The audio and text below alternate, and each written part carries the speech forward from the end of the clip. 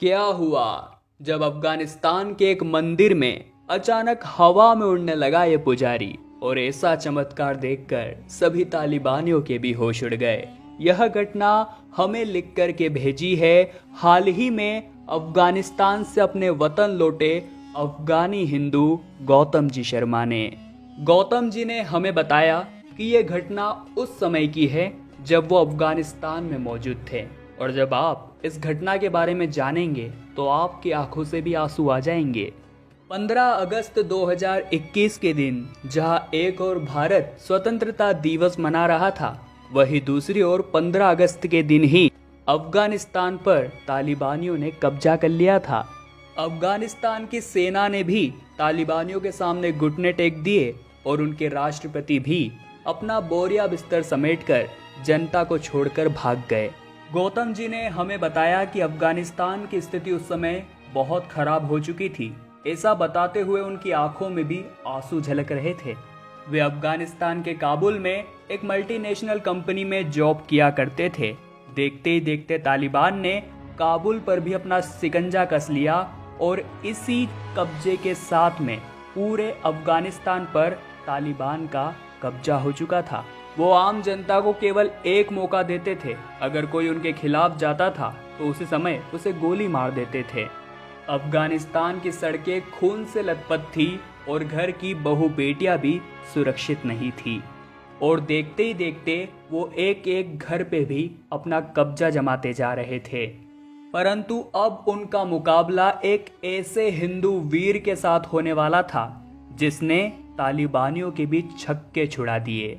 दरअसल तालिबानियों को यह बिल्कुल भी मंजूर नहीं था कि अफगानिस्तान के अंदर कोई भी हिंदू मंदिर रहे। वो इसके बेहद खिलाफ थे और वो हिंदुओं को काफिर मानते थे।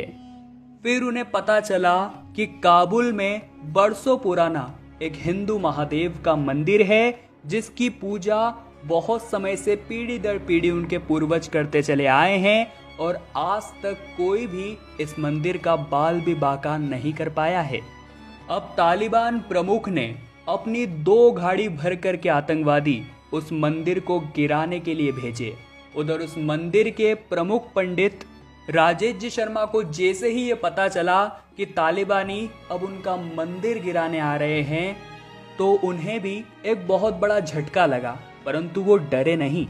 उनका कहना था कि सैकड़ों वर्षों से उनके पूर्वज इसी मंदिर में अपनी सेवा देते आ रहे हैं।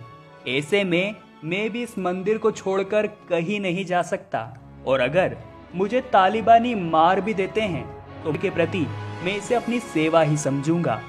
और वो उसी मंदिर में महादेव के सामने बैठकर अपने परिवार के साथ प्रार्थना कर रहे थे। गौतम जी ने हमें बताया कि अब इधर शाम में आरती का समय हो चुका था और उधर सभी तालिबानी खतरनाक बंदूक लेकर के मंदिर गिराने और पुजारी को मारने आ रहे थे।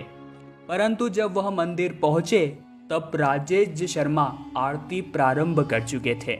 उस समय तालिबानियों ने भी थोड़ी मर्यादा दिखाई और उन्होंने सोचा कि आरती तक रुकते हैं, आरती के पश्चात हम इन्हें अपना असली रूप दिखाएंगे।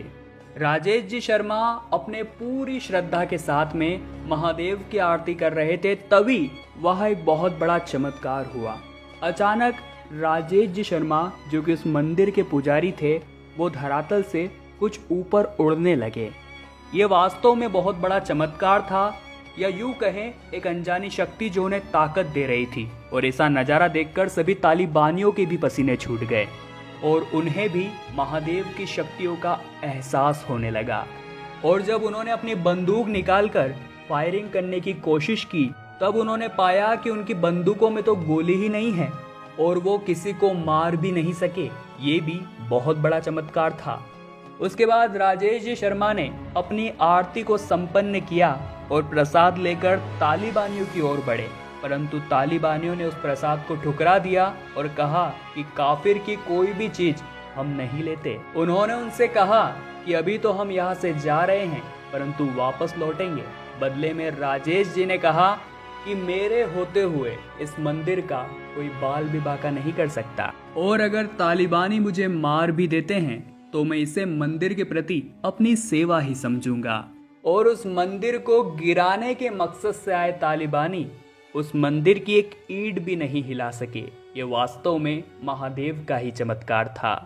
दोस्तों, हम यही दुआ करते हैं कि अफगानिस्तान तालिबानियों के चंगुल से जल्द ही रिहा हो जाए और वहां के सभी रहवासी बड़े आराम से वहां रह सके। तालिबानियों को लेकर आपके क्या विचार है, नीचे कमेंट बॉक्स में जरूर बताइएगा। सभी महादेव के सच्चे भक्त हर हर महादेव जरूर लिखे। साथ ही हमारे चैनल को सब्सक्राइब करिए और बेल आइकन को प्रेस कर दीजिए।